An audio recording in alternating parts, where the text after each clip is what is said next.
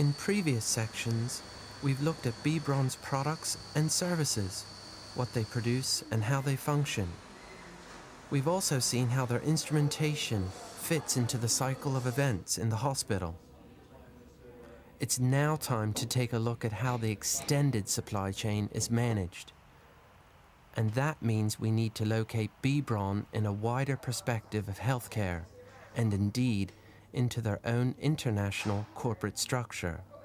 At Braun in the UK, we are extremely fortunate that we have two very large factories and Central European warehouses, both operating in different parts of Germany to meet the three business needs. They've been built specifically in order to supply all of the European market, potentially directly from warehouse to the hospital wherever they are in Europe. Now, obviously, the UK is slightly separate from that because we've got the channel to cross and it's a slightly longer time, so it means we do have to hold some inventory here. But because Braun have put that investment in over the previous years to develop it, then we've been able to make great use of that. And that means they are able to work with us in terms of reducing our lead times, reducing our inventory holding. And again, we have a very, very strong IT network within Braun, very governed centrally. We are all on SAP operating environment, which means we have full visibility of each other's inventory, each other's demand. Everything that you'd want to share with your partner is already online to everybody, and we can make full use of that. So the international operations of Braun are one factor to consider. We now turn to another important set of actors. As a consultant orthopaedic surgeon, then I have responsibility for a number of patients, both inpatients and outpatients. My working practice is that we have outpatient clinics twice a week where we see new patients and follow-ups. I then do 2 whole-day operating sessions, and apart from that I teach junior doctors on the wards and in theatre.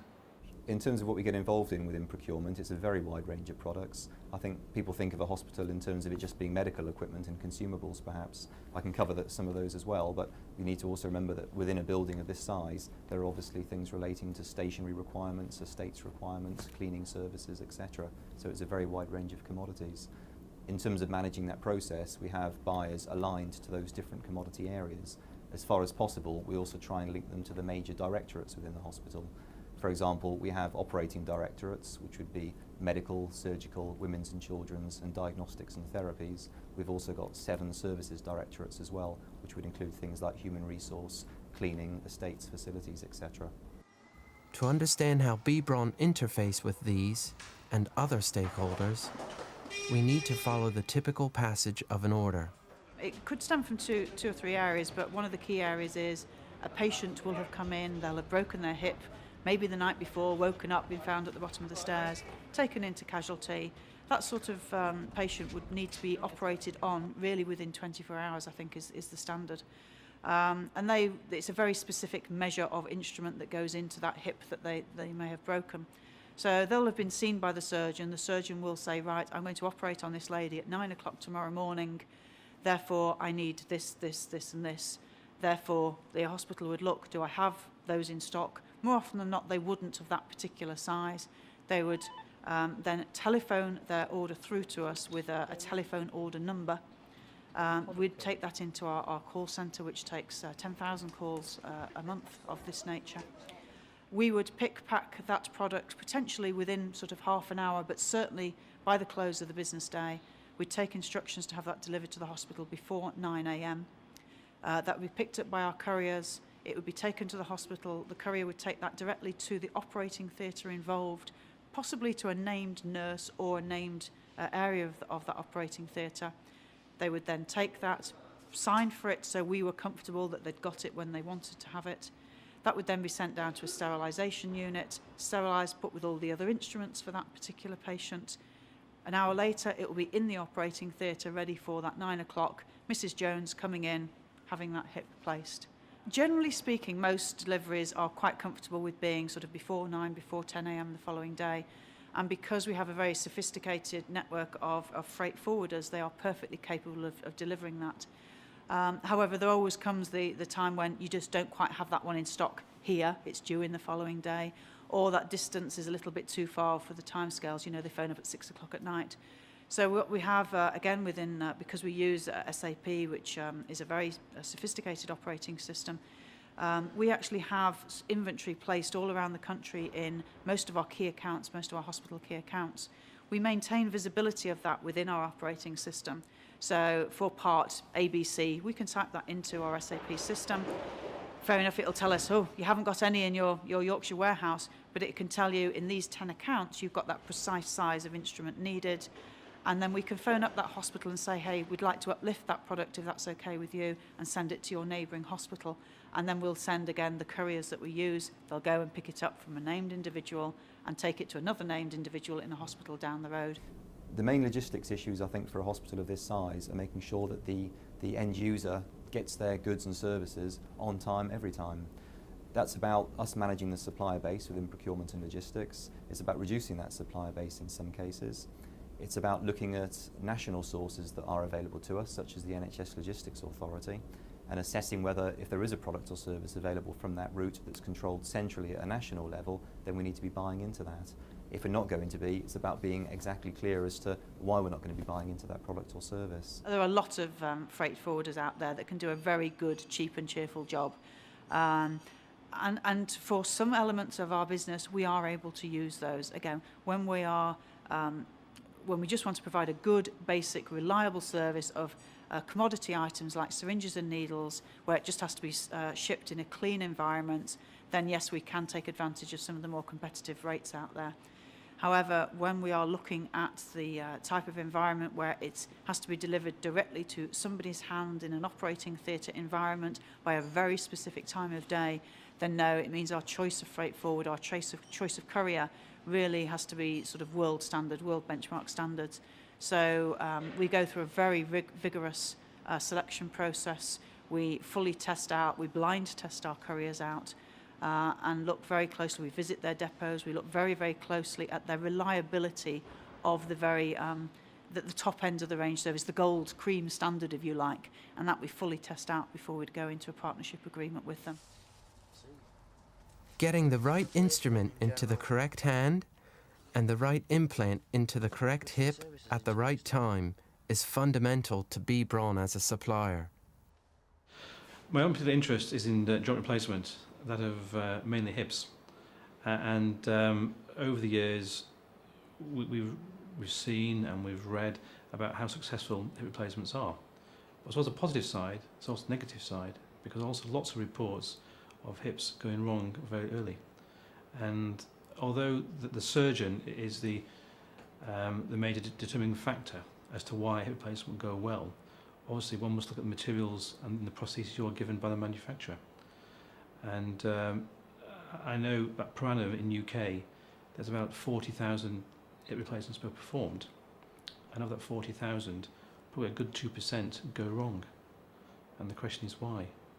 There are many different replacements used, and Sheffield's part of the Trent region, and in Trent alone we know from our audit studies there are over 30 different hips used, and me being a hip surgeon I can't name 30, if I do 10, but of those different hips used there's only 3 in the country which have a decent track record. The Exeter hip is one of the 3 hips with a long track record, but many years ago it changed from being a very smooth, shiny finish on the stem to more of a matte finish, which seemed at the time to be the norm for most prostheses around. But what the surgeons found, partly due to close auditing of their results, was that failure rates went through the roof. So how I identify this, they then went back to a nice, smooth, shiny finish on the stem of the implant. And with that, results again have improved. Now the question, why should a surface finish on the stem make a big difference? But many explanations, but the stem sits inside a cement mantle, which itself sits within the tube of the proximal femur. And the Exeter stem is a tapered stem, and any taper has to move with load. So when you would stand on the leg, you would load the hip and essentially increase the radial forces and decrease some of the forces around the stem. A matte finish that movement was not allowed to happen. There's greater friction between the stem and the cement. And that effect creates a significant difference in the long-term survival of that prosthesis. As the surgeon sees it, this responsiveness of manufacturers to clinical results is a relatively new thing. I think in the past, a lot of surgeons and implant manufacturers made anything and the surgeon would put it in for whatever reason, with no real science behind it.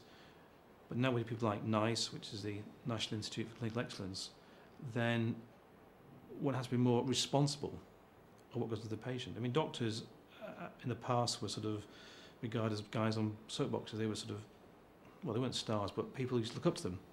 And what doctor did was accepted as the norm. But those days are gone, thank goodness. And you have to be aware of what you're doing and justify what you're doing. And I think, again, with time, the trade, industry and the surgeons are more of a team. Even with close auditing and patient follow-ups, the fact remains there is still a wide choice of implants.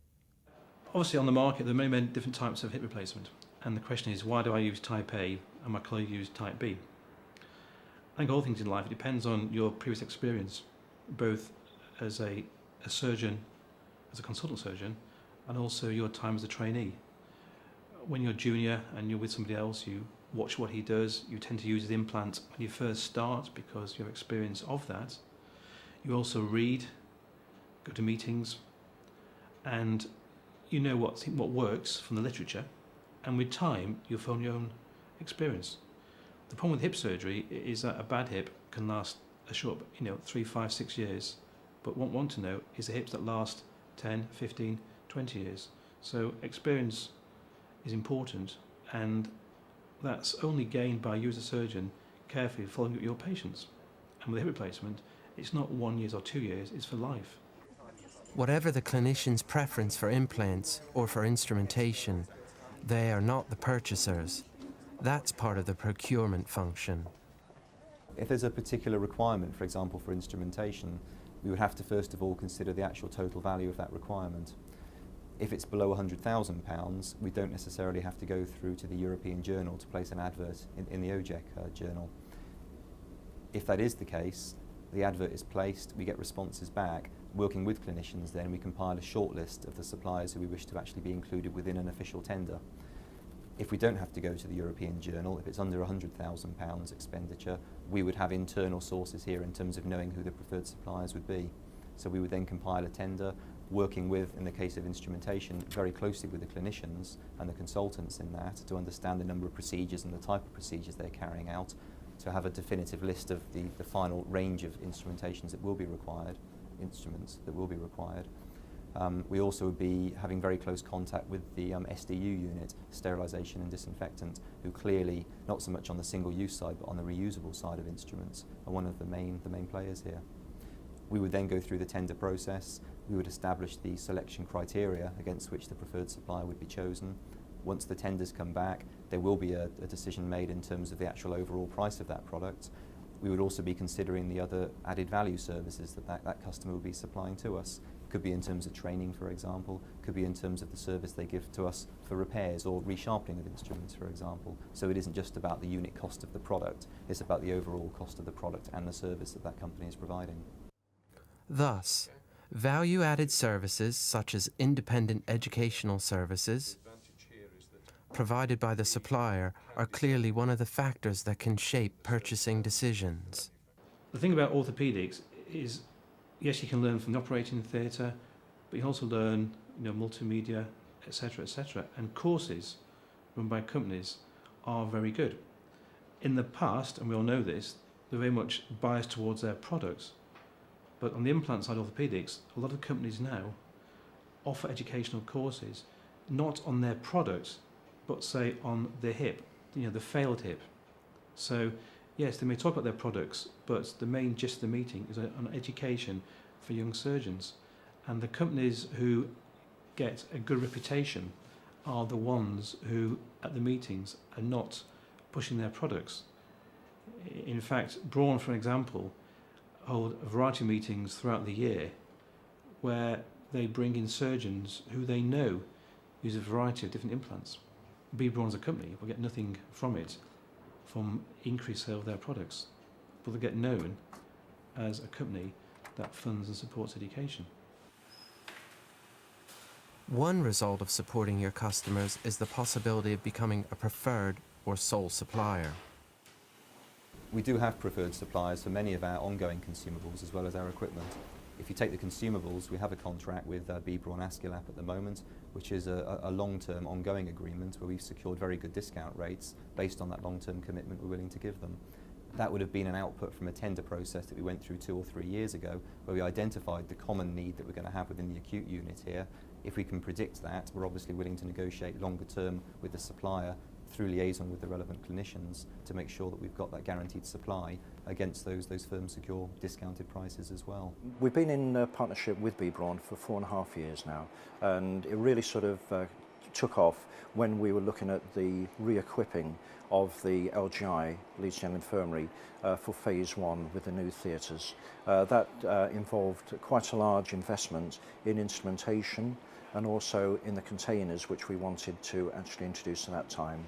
What the contract means to us is that we have preferential rates on the purchasing of instrumentation. So, for example, if one of the team leaders in theatres wants to buy some extra instrumentation or equipment, well then, as a first choice, they will have a look in the Braun sort of inventory or catalogue of instrumentation. If it's there, well, we'll purchase it from then. If it's not, well, then we can use Braun as being a one-shop stop, and they will sort of acquire it, purchase it on our behalf, and then supply it into the trust. But the actual contract also involved educational package. So again, we have access to all their educational courses that they might sort of put on and sponsor either at Sheffield or in Germany. What a lot of companies are realising now, that yes, it's okay supporting the surgeon as a consultant, but I'm sure on the commercial side, if they got people much younger involved with their product, they may think, well, that guy's on our side, he may use our implants in the future. They offer a travelling fellowship to one of the boys, £1,000. The guy gets the best of itinerary and reasons for travel, and those sort of things you see. So they're hitting people that way. With any single supplier arrangement that we'd have, or indeed for any major contract, we would have quarterly contract review meetings. That would involve not only the supplier and all the representatives from that supplier for that particular commodity, it would obviously involve at least one purchasing officer as well, and it would also involve any relevant clinician who would have buy-in for that contract as well. So it's about understanding not just that we're getting good value for money against the contract, it's also understanding the whole procurement cycle in terms of the satisfaction that the clinician are getting, because ultimately that's going to have a direct effect on patient care. So it's about bringing the three main parties together, the supplier, the customer and the clinician, to ensure that we're getting overall value for money for the trust.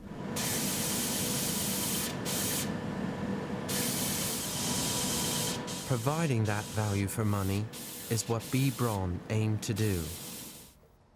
They're servicing their UK supply chain out of warehouses. That involves holding stock against future orders, and reducing that could represent a potential saving, although the story is not quite as simple as just in time. We have about, at any one time, 24,000 live items that we sell from this area. That's a lot of inventory to hold. You don't necessarily want to hold inventory of all of them. I think just in the past 2 years, we've reduced that inventory by £6.1 million. And some of that's been through technology able to offer us, but a lot more of it is having the disciplines and training of using the SAP operating system to good effect. It's working with our suppliers at reducing the lead times down. It's really looking at, well, you know, what service level do we want to provide to our customers and how quickly can we replenish that inventory. It's through use of forecasting. It's through use of good data management. So you're not making as many errors as you were previously. Therefore, you're not making as many mistakes. So you don't need as much stock to cover those mistakes as you did previously. Some of that's very market-led in terms of how much inventory the NHS people are willing to hold. Because some of it you may strategically actually want to increase your inventory because you may have entered an agreement with an NHS hospital that instead they will buy from you, providing you are holding their inventory for them. So it's far more the usefulness of the inventory that you hold, which is becoming increasingly important, rather than the value in its purest form. Of course, value is important, but if the value is bringing you in additional sales, then that's a valuable trade-off, and that's a trade-off that's worth taking. It's a finance-dominated process by a very large extent. We're obviously working with a finite sum of money that's provided to us centrally every year. That's based on a number of factors, including the size of the hospital and the type of acute unit that it is, and obviously the size of the actual potential customer base that we have, which here, as I say, is very, very large at Derriford. There are also other factors in terms of other funding that's made available. We get modernisation money sent through to us as well, periodically throughout the year. We also have League of Friends funding, so there are other charitable donations that come into us as well. And it's about managing all of that cost. With 3 different divisions and a host of customers placing small individual orders, Braun perceived potential benefits from closer integration.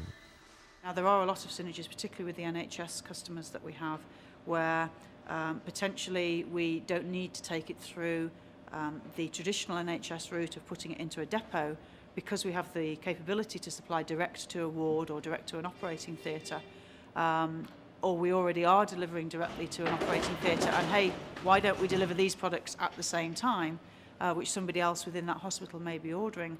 We can see at a glance everywhere that hospital or NHS trust is ordering. They can't. All they can see is lots of different departments placing orders on us, potentially all on the same day. So the operating system that we have, the SAP system, allows us to use management information to potentially consolidate those deliveries, ship them all in at the same time to the same point, and therefore share those savings between us and the customer. With so much of their operation dependent on the SAP operating system, you may well wonder how closely Braun are involved with e-commerce. Within the NHS, the e-commerce environment is one of great uncertainty. I think as it is worldwide in any industry, but the NHS is a very large establishment, and I think with anything large like that, particularly when it's not the absolute number one priority, which we all know it's not in this current time, then it takes a very slow route through. On the one side, you have very standard EDI and EDI transaction sets, which is the very basic electronic transactions coming between ourselves, and that's fine. That's working well with a lot of NHS trusts and some of the big pharmaceutical distributors. So that's almost old hat, you would call it, but still very efficient. When you start moving more into more web-based technologies and looking at far more dynamic management information exchange, where you're looking at, do you have that stock? If not, when will it be coming in? Can I have a look at the pictures of it? And those sorts of e-commerce trading, that needs a lot more investment from the NHS before it can match our capabilities. So our role within that really is to work with them to make sure that we're equipped in whichever way the marketplace goes, and to be able to meet all the different scenarios, potentially all at the same time. I think on the international scale, in terms of actual practical doing some of the things that are talked about, I actually think the UK are very much in advance. There's a great temptation, I think, when you look at the US in particular. They are extremely good at selling concepts and look at how great we are. However, when it comes to reality, you find very rarely that they're actually using that technology, and that you're using it well. They're just talking a good talk quite frequently. I think in the UK we're actually worse at talking the good talk. We just get on and do it. We might not have a fancy name for it all of the time. We may not call it vendor managed inventory or continuous replenishment process, but we're doing it anyway. So I think a lot of it in the UK, we're actually underselling some of the fantastic supply chain innovations that we do have.